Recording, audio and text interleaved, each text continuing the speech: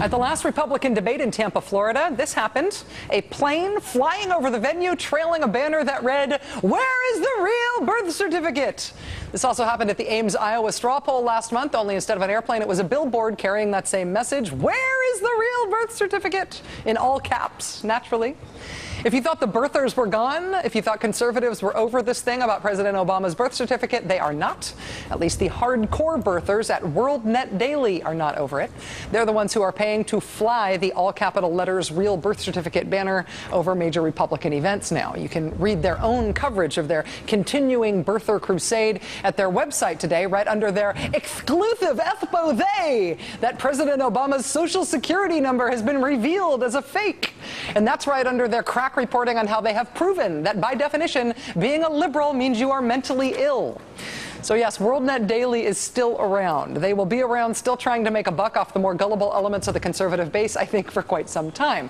They've been around for a long time, even before they got onto the birther thing, though they have always been on the conspiratorial, ragged edge of the right wing. In 2006, for example, WorldNet Daily's crusade was that the U.S. military would never succeed in our post-9/11 wars unless we treated those wars as more of an actual crusade. Here's a WorldNet Daily interview with a counterterrorism expert in 2006 who told them, quote, "Muhammad's mindset is a source for terrorism."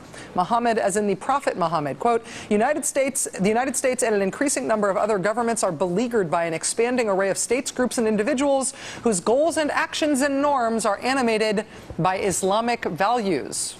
It's not terrorism that is beleaguering the United States, it's Islamic values. Having Islamic values, being a Muslim, that is the threat. Since the Prophet Muhammad himself, his mindset is a source for terrorism. That's the kind of stuff that WorldNet Daily was pitching before they were pitching the birth certificate thing. Spencer Ackerman's scoop at Wired.com tonight is that the Muhammad's mindset is a source for terrorism guy from WorldNet Daily is now doing training for the FBI's counterterrorism officers. In July last month, or in July of this summer, Spencer had reported that FBI trainees were being taught things from the weirder edge of the right-wing anti-Muslim fake expert movement, with training materials saying things like, Islam transforms a country's culture into 7th century Arabian ways. There was an instruction to FBI trainees that the Arabic mind is, quote, swayed more by words than by ideas, and more by ideas than by facts. Which is the kind of thing you sort of expect to hear from your racist old uncle after a few too many cups of eggnog at the family event. It is not the kind of thing you expect from the nation's elite federal counterterrorism force at the FBI. The FBI responded to Spencer's story in July by saying, quote, this presentation in question was a rudimentary version used for a limited time that has since been replaced.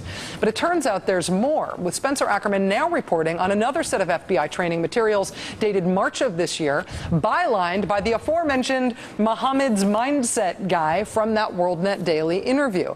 His chart for training FBI counterterrorism officers showing how over time, since the founding of Judaism, Christianity, and Islam, over time, the more pious and devoted you were as a Jew or a Christian, the less prone you were to violence. But as Spencer put it, as time goes on, the followers of the Torah and the Bible move from violent to nonviolent. But that is not so for devotees of the Quran. See that bottom line that just goes straight to the right? That shows that over time, religiously adherent Muslims stay as violent as ever. In other words, as Spencer puts it, religious Muslims have been and always will be agents of aggression. Joining us now is Spencer Ackerman, senior reporter for Wired magazine. Spencer, thank you so much for joining us tonight. Congratulations on the scoop. Thanks for having me, Rachel. Any sense of how widespread this training is, or whether this is an isolated incident? The FBI, as you might be surprised to know, decided they didn't want to really tell me that. What they did tell me is that this was training that agents who had 2 to 3 years of experience in counterterrorism have gone through. And they said to me that this is just the opinions of this one particular author who you introed very well. We're still trying to find out the extent of this training. I don't want to ask you, of course, who your sources are, but why do you think someone is getting you this material from FBI training? Is it because this is upsetting people inside the FBI? It's very deeply upsetting to counterterrorism experts inside the FBI. they're very concerned about two related issues, which are counterterrorism and civil rights. And those two go hand in hand because, as you remember, the great Jimmy McNulty said on The Wire, a cop isn't anything without his sources of information. And unless there's community buy-in in American Muslim communities and other communities around this country, law enforcement can't do its job. It can't learn about what's happening, and it can't be alert to threats. And if millions of American Muslims feel that they're being treated by the FBI like they're a target to be watched for aggression instead of Americans whose civil rights are to be respected and protected, they're not going to cooperate with law enforcement. And that's what very dedicated counterterrorism professionals inside the FBI are very disturbed by these briefings about. Hearing that reaction is coming from inside the FBI is actually comforting if you are worried about the content of this material. Do you think that when I summarized that in that introduction, did I summarize sort of the worst of this, or is there more that you have uncovered or that you've been uncovering about this training that is even more sketchy? There's tons. There's dozens of pages of documents that we've acquired at Wired.com, stuff that talks about Muhammad as a cult leader, stuff that talks about obscure passages in the Quran as being weird guideposts to aggressive behavior, stuff that talks about an obligation to give charity in the Muslim community, as millions of Americans do, as being simply a mechanism to fund combat. There's a lot of stuff here that I think a lot of people will find disturbing. Spencer Ackerman, senior reporter for Wired magazine. Spencer, thanks for letting us break this on TV tonight. It is your scoop, and we're glad to have you here to help us cover it. Appreciate it. Thank you. We now turn to Richard Engel, NBC chief foreign correspondent. Richard, it's great to have you here. Thank you. It's great to be here with you again. You reported in the 9/11 documentary that we did together about a sort of a market for Islam experts producing some pretty non-mainstream radical training for local law enforcement about the country. This isn't the first example of this. There have been many, and it has happened with local police departments, and I don't know the details specifically of what this reporter from Wired.com has found out about the FBI, but there is a market for so-called experts who are painting themselves as counterterrorism experts, and many of them are just peddling racism.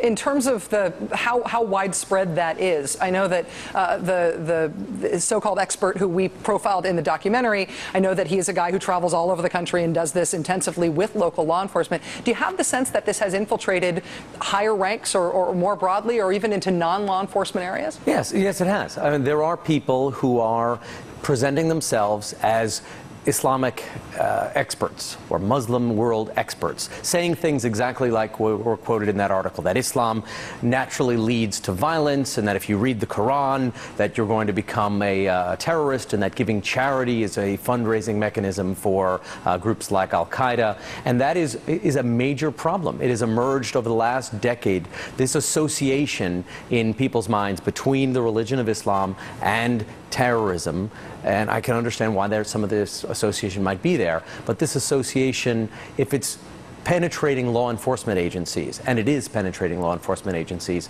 then you're going to have that exact backlash that he talked about, where the people on the ground, the sources of information to actually prevent terrorism, aren't going to cooperate. So that's the practical impact of it, that it actually has negative law enforcement. And it's stupid and wrong. I mean, that cartoonish slide, I hope that wasn't being used to train the FBI. It is shockingly disturbing if it is being used to train the FBI, with the Bible and the Quran pointing up toward peace, the Bible and the Torah pointing up toward peace, and the Quran pointing into some dark abyss. It's just ridiculous. And if that is what is being given forward as expert advice, it is a very sad statement. Richard Engel, NBC chief foreign correspondent. It's nice to have you here. Thanks for your expertise on this, Richard. Appreciate it.